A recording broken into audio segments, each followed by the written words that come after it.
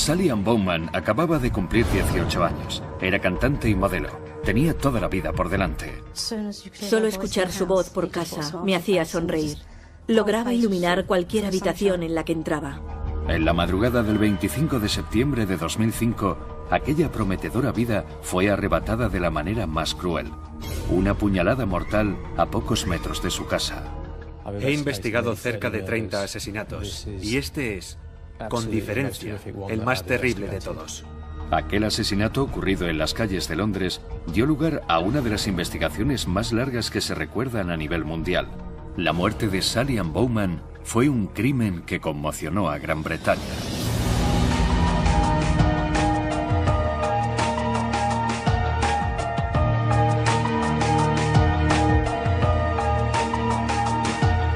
Crímenes que conmocionaron a Gran Bretaña. Sally Ann Bowman. Es la noche del 24 de septiembre de 2005 en Croydon, Surrey. Sally Ann Bowman, de 18 años de edad, celebra el cumpleaños de una amiga en uno de sus bares favoritos. Aquella noche, Sally Ann salió con sus hermanas y unos amigos por Croydon. Y durante la noche y parte de la madrugada estuvieron por la zona centro. Después, Louis Sproston la recogió y la llevó en coche hasta Blenheim Crescent, donde ella vivía. Louis y Sally Ann habían terminado su relación hacía ya unas semanas, y tener las cosas tan recientes provocó que aquella noche discutieran. La discusión duró 1 hora y media. Entonces Sally Ann se bajó del coche y Louis se fue. Alrededor de las 4:15, Louis arrancó su coche y dejó atrás Blenheim Crescent, echando un vistazo por su retrovisor. Fue la última persona que vio a Sally Ann con vida, además de su asesino. Lo que pasó en los minutos siguientes siempre será un misterio. Lo único que pudieron confirmar los detectives encargados de saber qué le ocurrió a Sally Ann fue que sufrió un violento y repentino ataque a menos de 10 metros de su casa. Sally fue apuñalada hasta en 7 ocasiones, de las cuales 3 eran tan profundas que le atravesaron el cuerpo. 2 de ellas entraban por el abdomen y salían por la espalda. También presentaba multitud de mordiscos en diversas zonas del cuerpo, a través de los que pudimos hallar el ADN del agresor. Las evidencias también indicaban que Sally había sido violada. Y todo apuntaba a que ocurrió una vez muerta. Los hechos que provocaron esta fatalidad en esta tranquila zona residencial ocurrían 24 horas antes. Sally había dormido en casa de su madre para disfrutar de un tranquilo fin de semana. Sally se levantó y vio un rato la tele mientras comía galletas y patatas. El teléfono sonó. Su hermana Nicole quería saber si le apetecía ir por la noche al cumpleaños de su mejor amiga.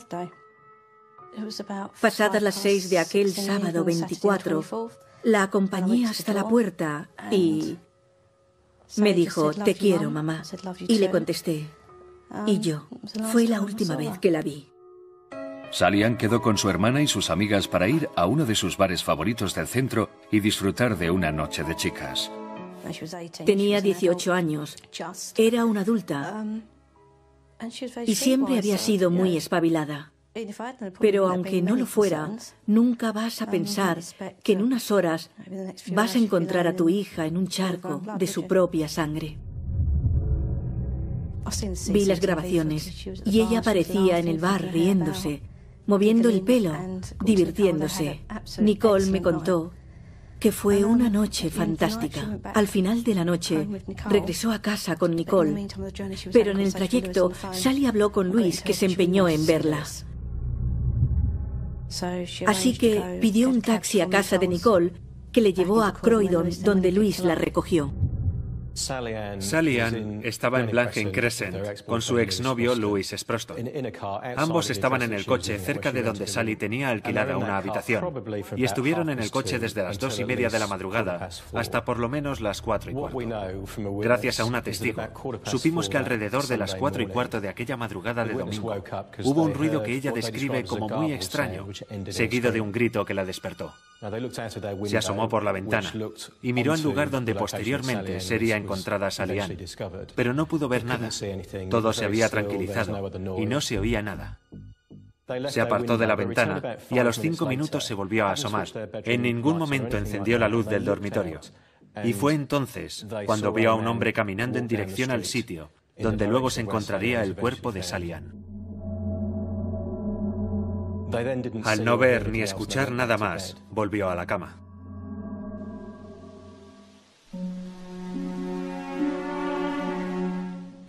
A las 6:30 de aquel domingo, una vecina vio algo que describió como 2 piernas de maniquí entre los cubos de basura de la casa contigua. Se acercó a echar un vistazo y descubrieron el cuerpo de Sally Ann, semidesnudo y con claros signos de violencia. Enseguida los detectives se reunieron para comenzar la investigación e informar a la familia de Sally Ann. Llamaron a la puerta y supuse que era Sally Ann. Pensé, la puerta está cerrada con llave y no puede entrar. Pero cuando abrí la puerta, me encontré con un señor trajeado, acompañado por 2 policías uniformadas. Me preguntaron si yo era Linda Bowman. Les contesté, sí, soy yo. ¿Conoce a Sally Ann Bowman? Y contesté, claro, es mi hija pequeña. Me dijo, tengo que darle una terrible noticia. Y volvió a preguntarme, ¿conoce a Sally Ann Bowman? Ya le he dicho que es mi hija pequeña, le repetí. ¿Qué ha pasado? Pensando que quizás se hubiese metido en algún lío. Y me dijo, Sally Ann ha fallecido. La han apuñalado. De repente me puse a gritar sin control. No podía creerlo. Sentí como mi mundo se desmoronaba. Recuerdo mirarles a los ojos y saber que algo no iba bien. Me preguntaron, ¿conoce a Sally Ann Bowman? Y dije, ¿qué ha hecho esta vez? Creyendo que era una más de las suyas. Tenía en mi regazo a mi hija Ella. Entonces dijeron, lo siento mucho, pero hemos encontrado su cadáver esta mañana. Y recuerdo lo que sentí en ese momento. Jamás había sentido nada igual. Entonces empecé a llorar y ella preguntaba, ¿qué pasa, mamá? Y le dije, nada, a mamá se le ha metido algo en el ojo. Y comenzó a darme besos para que me sintiera mejor, pero en ese momento todo era inútil porque sabía que jamás la volvería a ver.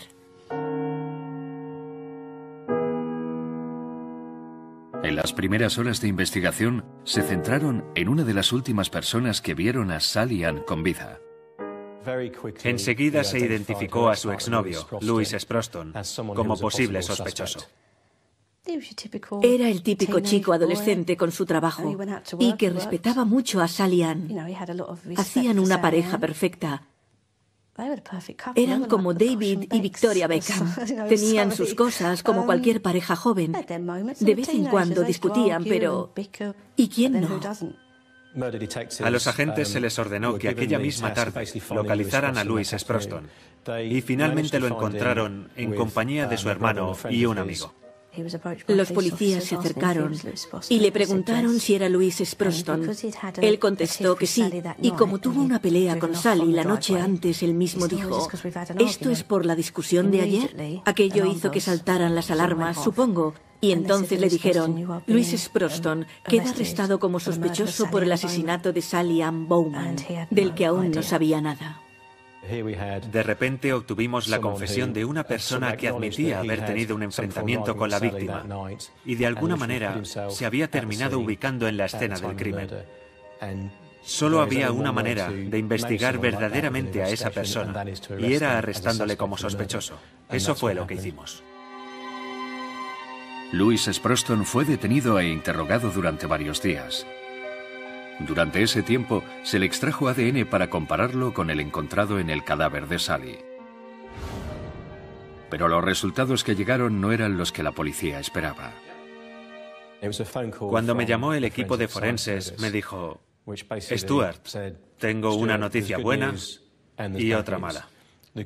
La buena es que hemos encontrado una coincidencia con el ADN encontrado en la escena del crimen. Y la mala es que coincide con otro asesinato con agresión sexual ocurrido hace 4 años a menos de 3 kilómetros, en Purley. Las averiguaciones provocaron que Louis quedase en libertad por el asesinato de Sally Ann, pero confirmaron los mayores temores de la policía. Se enfrentaban a un asesino en serie capaz de volver a matar en cualquier momento.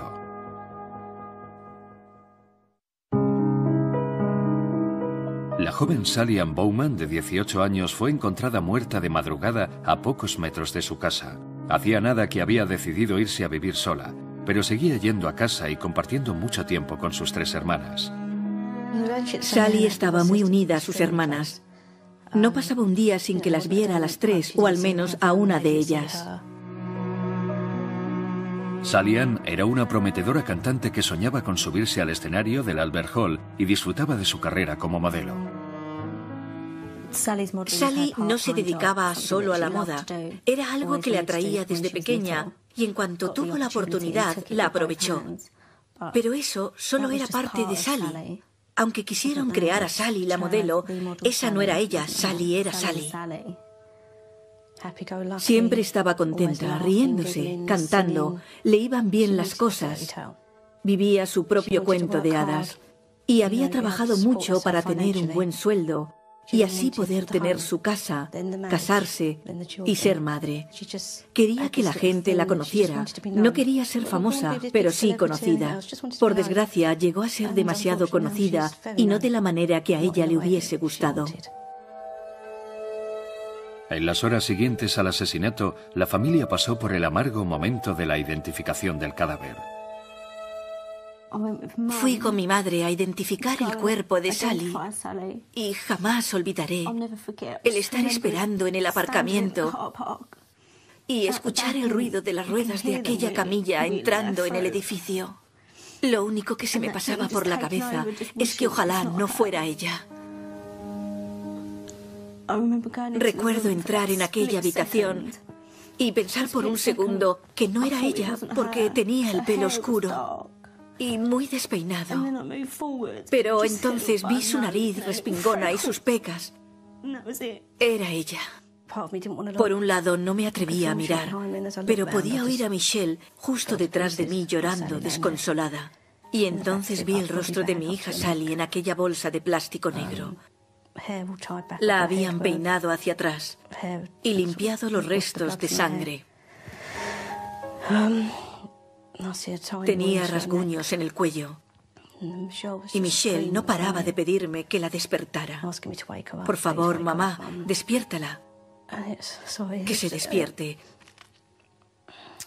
Fue un momento terrible que tuvimos que vivir tras un cristal. Lo único que quería era abrazarla y besarla, pero no pudimos, no estaba permitido. 2 días después, Linda Bowman y el resto de la familia decidieron conocer cada detalle de lo que le ocurrió aquella noche a Sally Ann. El subcomisario Stuart Candy vino a casa acompañado del oficial de enlace vinculado al caso. Se sentó y nos dijo que respondería a todo lo que quisiéramos saber. Y la primera pregunta fue: ¿cómo murió Sally? Nos explicó que en el cuerpo encontraron hasta 10 heridas con entrada y salida. Quien la apuñaló había logrado atravesar su cuerpo por completo. También se identificaron multitud de mordiscos. Entonces Stuart miró a mi hija y le dijo: con respecto a tu pregunta, Nicole, sí, Sally Ann fue violada. Nicole comenzó a llorar, patalear, chillar, y mientras tratábamos de calmarla nos dijeron: pero ocurrió una vez muerta.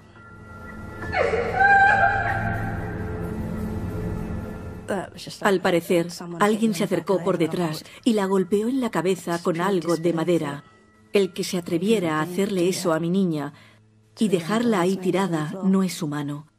Perdió el ápice de dignidad que le quedaba. Al comienzo de la investigación, el primer sospechoso fue el exnovio de Sally Ann. Pero aquello se descartó al comprobar que su ADN no coincidía con el hallado en el cadáver. Lo que sí descubrieron los forenses encargados de la investigación fue un vínculo entre el asesino de Sally Ann y un crimen no resuelto ocurrido 4 años atrás. El ataque de 2001 fue otra horrible agresión sexual a una mujer. Una joven estaba en una cabina telefónica haciendo una llamada cuando el sospechoso se acercó, intentó meterse en la cabina y se masturbó delante de la misma. El tipo logró salir de la cabina, pero se encontraron rastros de semen en el suelo de la misma y supimos que atravesó un aparcamiento cercano para lograr huir. Incluso sin tener en cuenta las muestras de ADN, todo aquello ya recordaba aquel crimen sin resolver. Para mí no había duda de que si aquel individuo se había atrevido a atacar a aquella chica de una manera tan terrible, era posible que decidiera hacer lo mismo con Sally Ann 4 años después. ¿Y qué habría hecho durante todo ese tiempo? ¿Qué sería capaz de hacer esa noche? ¿De qué sería capaz mañana? Mientras la investigación continuaba, a los agentes les sorprendió la información de otro ataque ocurrido a unos metros de la escena del crimen, y solo unos minutos antes de que Sally Ann fuera asesinada. Aquella mujer estaba sola, en mitad de la calle, hablando por el móvil, cuando, según lo que ella describe, un hombre se le acercó y literalmente le dijo, "Lo siento", y entonces empezó a golpearla. Estoy seguro de que todo aquello pudo haber acabado aún peor si no llega a ser por un taxista que pasaba por allí en aquel momento y probablemente asustó al agresor. Antes de salir huyendo, cogió el teléfono de la víctima y comprobó si la persona con quien hablaba aún seguía ahí. Aquella persona podía escuchar los gritos de la víctima.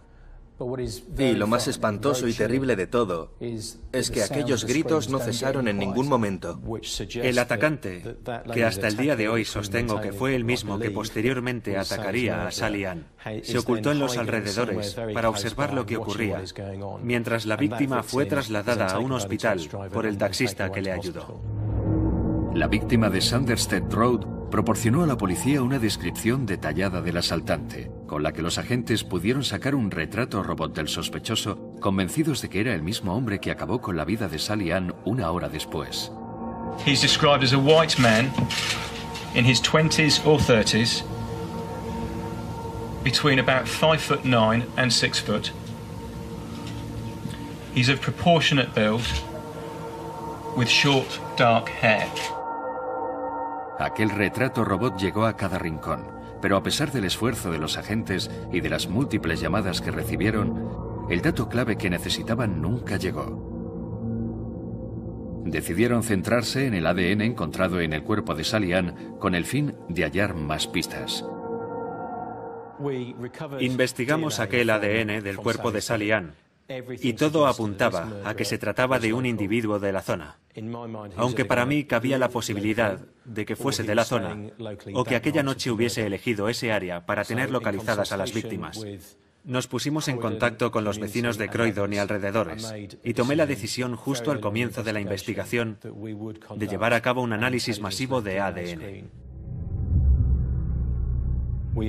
Teníamos cerca de 6.000 direcciones en las que vivían hombres con rasgos similares e individuos que respondían a la descripción y estaban allí la noche en la que Sally fue asesinada. Aquello se redujo a unos 4.000 varones que coincidían con la descripción en la zona sur de Croydon. Así que, por primera vez, se decidió crear unas instalaciones especiales a las que todos estos hombres podían acudir de manera voluntaria para así aportar su muestra de ADN y ayudar a la investigación. Sabíamos que el asesino no iba a presentarse voluntariamente para dar su ADN, pero quizás sí que lo hiciera algún familiar como su padre o su hermano, y entonces tendríamos hilo del que tirar.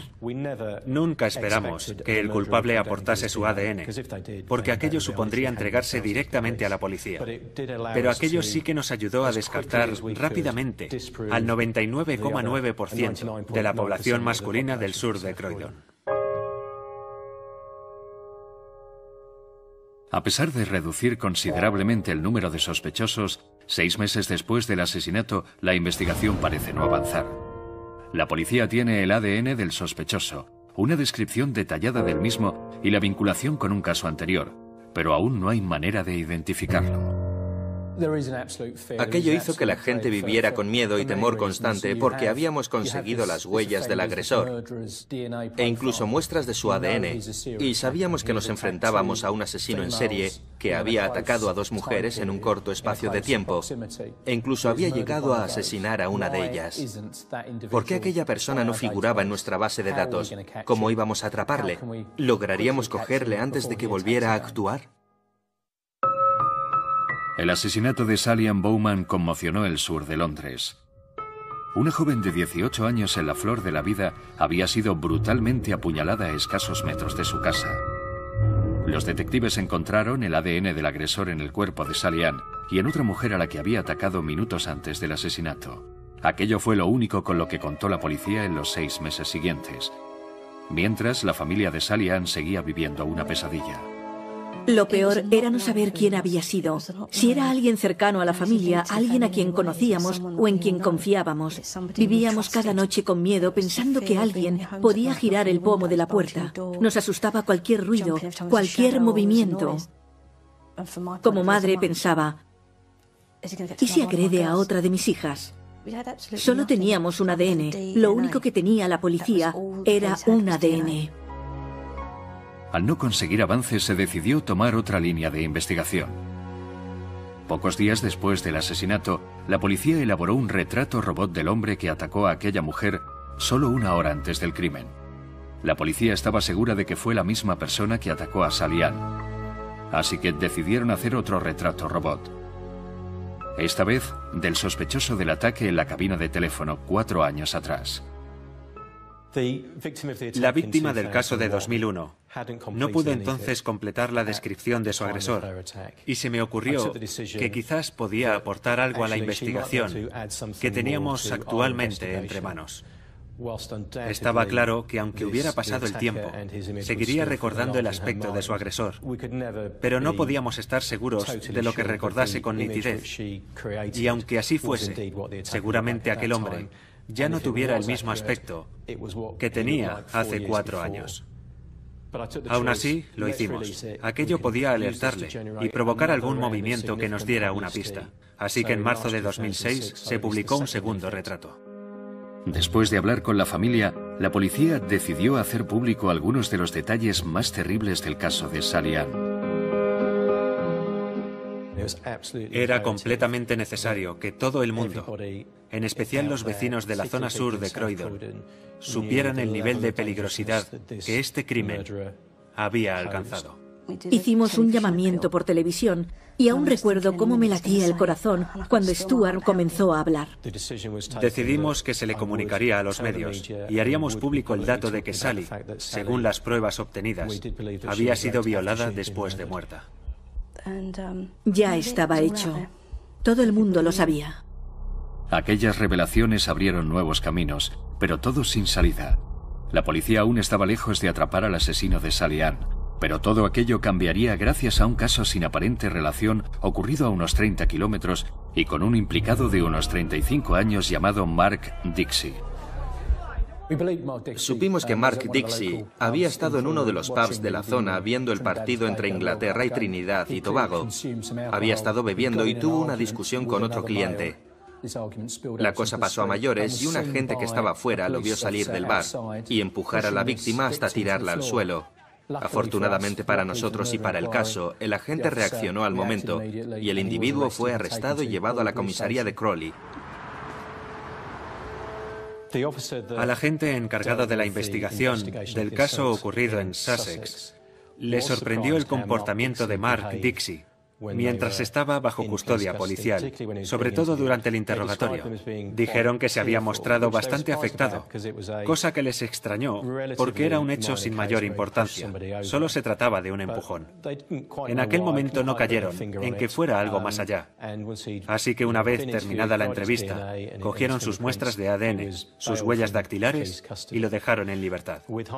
Viéndolo ahora, lo que le hizo estar tan compungido fue el hecho de que literalmente todo llegaba a su fin. La policía tenía su ADN y podría comprobar que coincidía con el extraído de la escena del crimen de Sally Ann. 12 días después, el equipo de investigación recibió una noticia que reavivaba el caso. El ADN encontrado en el cuerpo de Sally Ann coincidía con el de Mark Dixie. Recibimos un correo electrónico del laboratorio en el que se confirmaba que las muestras de ADN de aquel agresor coincidían con las de nuestro asesino. Cuando recibimos la llamada, procuramos dejar a un lado el estado de estupefacción y formulamos la pregunta que correspondía: ¿dónde está? Supieron que Mark Dixie había volado a Ámsterdam, donde estaría 3 meses para huir de todo aquello. Pero por suerte para los agentes, una discusión con su casero hizo que regresara al Reino Unido en enero de 2006. Tuvimos la suerte de que regresó a su antiguo trabajo de cocinero en Horley. No puedo confirmar por qué decidió retomar la misma rutina, pero seguramente Mark Dixie, que tenía una personalidad arrogante y ya había pasado por más de una situación complicada en su vida, pensó que su supuesta vinculación con el asesinato se había disipado al quedar en libertad tras su detención. Cuando fue detenido tras la trifulca en el pub, Mark Dixie facilitó la dirección de donde trabajaba como la de su domicilio. Con estos datos, los agentes entraron en acción. En aquel momento no sabíamos mucho de Mark Dixie. No sabíamos si tenía amigos, si había alguien en su trabajo compinchado con él y dispuesto a ayudarle a eludir el ser arrestado. Pero no tardamos en descubrir que en aquel momento seguía como empleado en aquella cocina. La policía pretendía pillar a Mark Dixie fuera de su entorno, así que planearon cómo alejarlo de su puesto de trabajo. Planeábamos todo mientras atravesábamos el aparcamiento trasero del pub con la intención de entrar por una de las salidas de emergencias, y entonces reconocimos a Mark Dixie gracias a una fotografía actual e inmediatamente le arrestamos. Recuerdo ponerle la mano a la altura del pecho para evitar que saliera huyendo, y pude sentir cómo su latido no se alteró en ningún momento. Quizás esperaba cierta reacción por su parte, pero por otro lado aquello demostraba el tipo de persona fría, distante y particular que Mark Dixie era en realidad. Dixie fue acusado de asesinato en los días posteriores. El siguiente paso era informar de los avances a la familia de Sally Ann. El agente de enlace fue el encargado de ir a casa de Linda. Este tipo de procedimientos no nos gusta hacerlos por teléfono.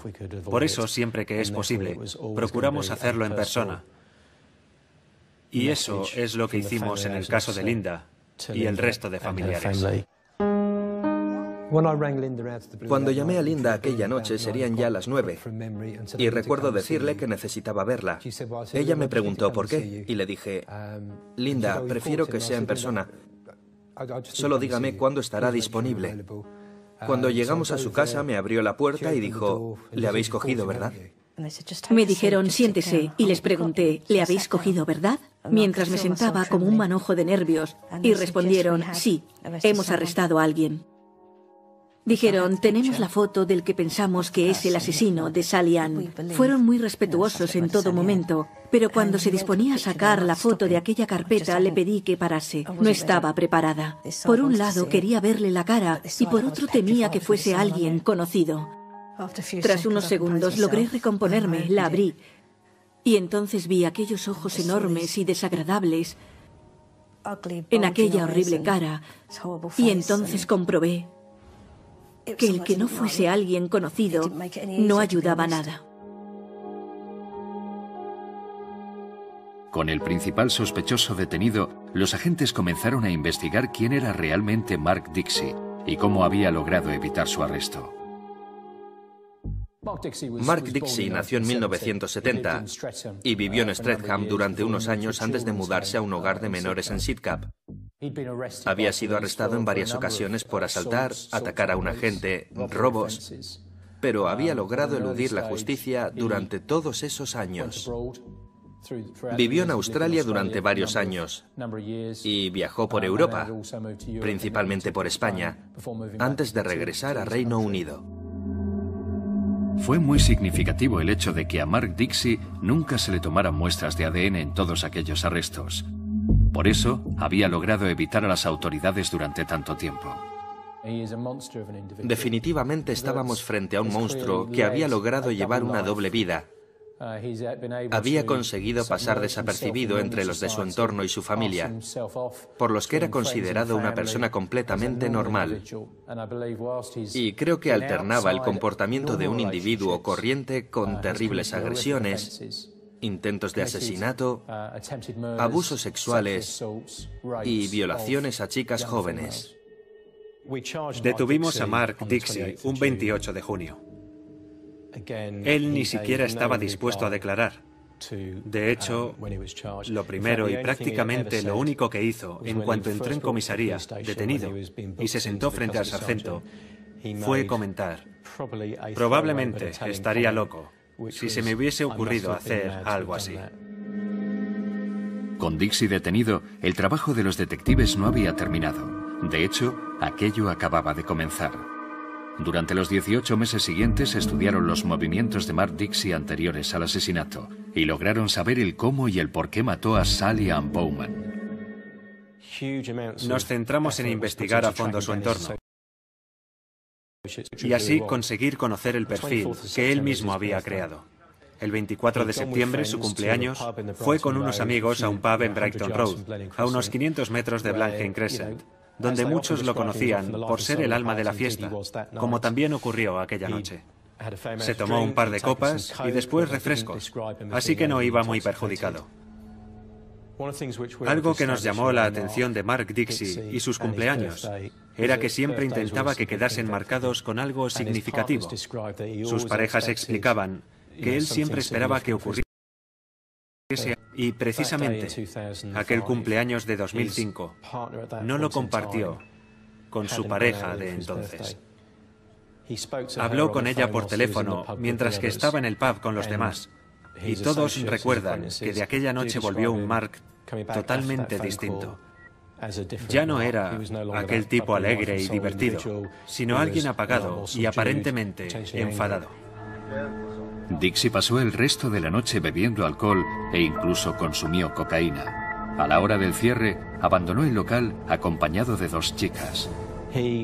Se dirigieron a casa de una de las chicas en Avondale Road, muy cerca de Blanchard Crescent. Creemos que lo que ocurrió es que terminaron yéndose a la cama de madrugada y sobre más o menos las 2:30 él decidió irse de la casa. Yo creo que lo que ocurrió es que se llevó un cuchillo de aquella casa, o quizás uno de los que utilizaba como cocinero. Pero estoy convencido que salió de allí con la idea de encontrar a una chica, atacarla y violarla. Creo que su primera víctima fue la mujer de Sanderson Road.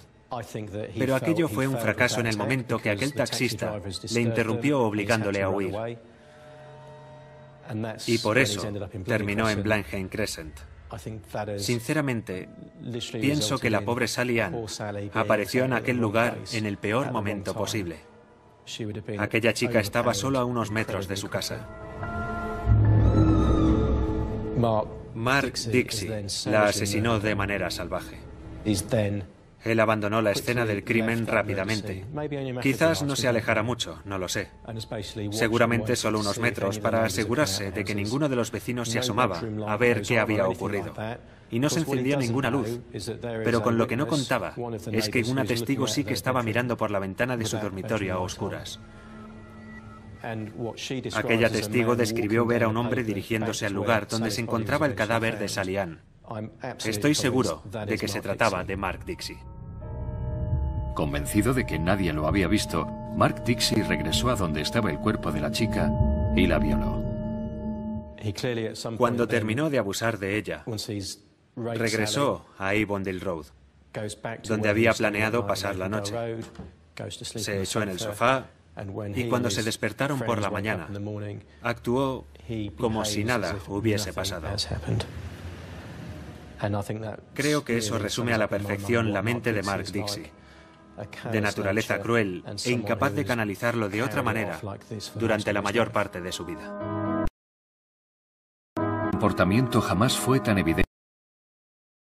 El 5 de febrero de 2008 en Old Bailey.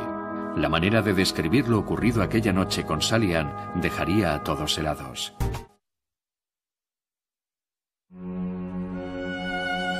Los detectives pasaron 9 meses siguiendo los pasos del hombre que asesinó a la joven de 18 años, Sally Ann Bowman, en la puerta de su casa en septiembre de 2005.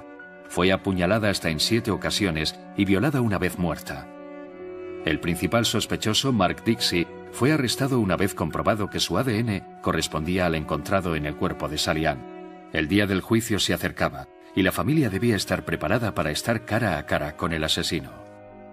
La primera vez que entramos en aquel juzgado de Old Bailey, él ya estaba sentado delante y a nosotros nos sentaron a menos de 1 metro de él.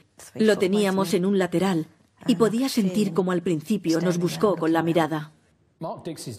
La defensa de Mark Dixie alegaba que él no era ningún asesino, que no habían cogido a la persona que había matado a aquella chica, pero sí a quien la había violado.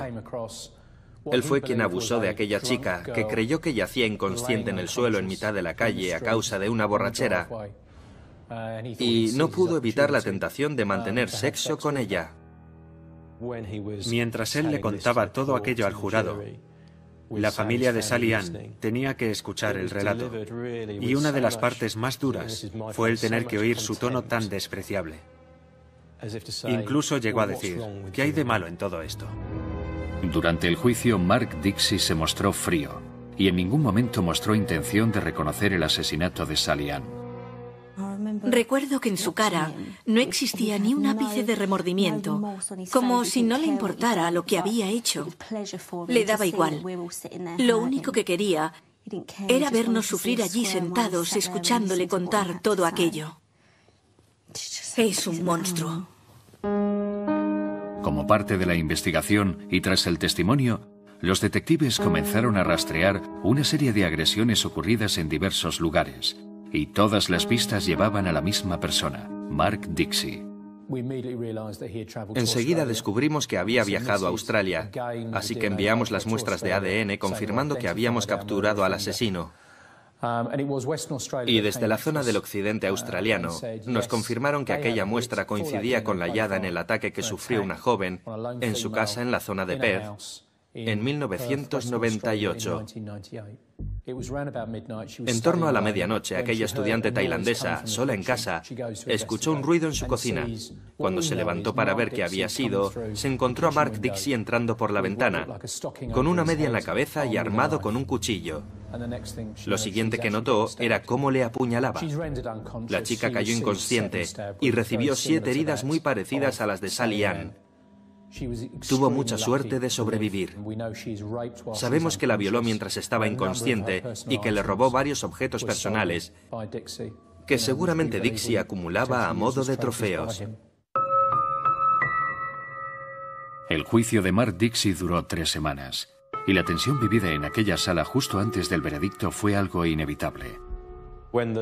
Cuando el vocal se levantó y anunció que aquel jurado encontraba culpable a Mark Dixie de manera unánime, cada uno de nosotros sentimos algo muy personal que recorrió nuestro cuerpo, cada uno a su manera, pero todos lo sentimos. Y claro que por parte de la policía no fue algo tan sentimental, pero sí la satisfacción de pensar, lo tenemos. Lo tenemos. Lo primero que pensé fue, gracias a Dios, ya puede descansar en paz. Esta parte está zanjada porque ha sido declarada culpable, pero tampoco supuso un alivio porque ya no la volveríamos a tener con nosotros.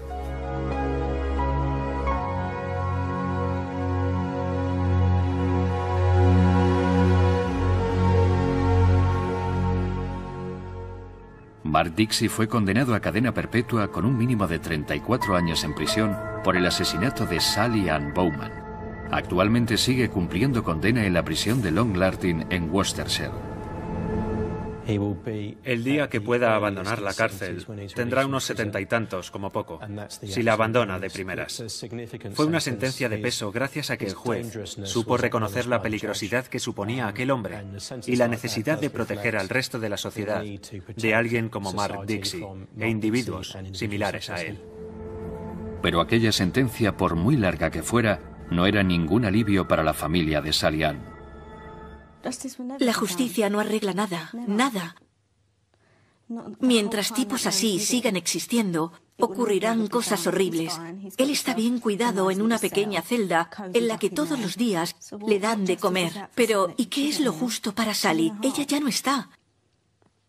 Está enterrada, y no con su familia donde debería estar. Todo porque aquella noche él se creyó con el derecho de arrebatárnosla. Mark Dixie es un monstruo desalmado y arrogante. Es un peligro público. Probablemente sea uno de los individuos más terribles que he tenido oportunidad de cruzarme en toda mi carrera. ¿Que si compadezco a Mark Dixie? Para ser honesto, no. Mark Dixie es alguien con quien no gastaría ni un solo segundo en sentir la más mínima pena. Pena puedo sentir por aquellos a quienes les ha destrozado la vida, Linda y su familia, o el resto de víctimas. A pesar de no estar conforme con la sentencia, la familia Bowman solo tuvo agradecimientos para los agentes que atraparon al asesino de su hija y sobre todo para su agente de enlace.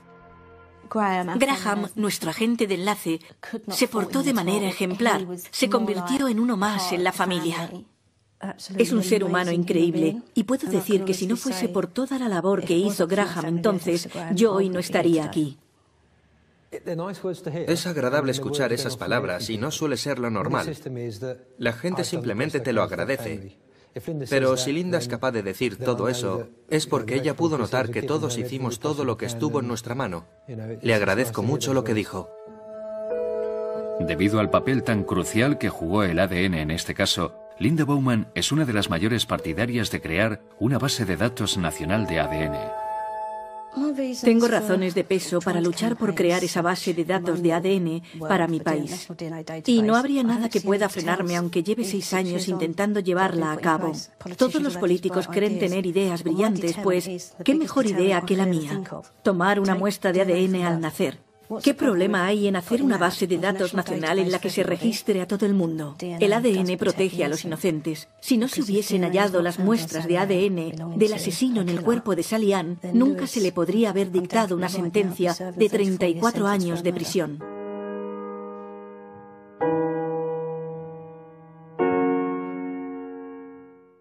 Pienso en Sally cada 5 segundos los 7 días de la semana. Camino por mi casa y entro en su habitación. Tengo su ropa colgada en mi armario. Sus cojines están sobre la cama en la que duermo cada noche. Siempre tengo ese momento en la mañana cuando despierto y pienso que soy feliz, que mi vida es perfecta. Y de repente siento una punzada en el corazón. Y entonces lo que me da miedo es volver a cerrar los ojos e imaginarla en mi cabeza, recordar todas aquellas fotos de los buenos momentos que vivimos con Sally. Por la noche también siento lo mismo cuando cierro los ojos. Es una pesadilla constante. Y siento la necesidad de estar cerca de ella, pero no puedo hacer nada. Los recuerdos son constantes y hay días que me provocan una tremenda sonrisa porque pienso en los buenos momentos y en cómo era ella. Pero hay otros en los que me engaño y pienso en que no ha pasado y que solo está de vacaciones. Pienso que si pudiera hablarnos a mí, a su padre y a sus hermanas, seguramente nos diría: mamá, quiero recuperar mi vida, quiero regresar a casa. Pero eso ya es imposible, ¿verdad? Ese monstruo no solo se llevó a Sally, sino una parte de todos nosotros. Pero sobre todo una gran parte de mi madre. No ha vuelto a ser la misma nunca.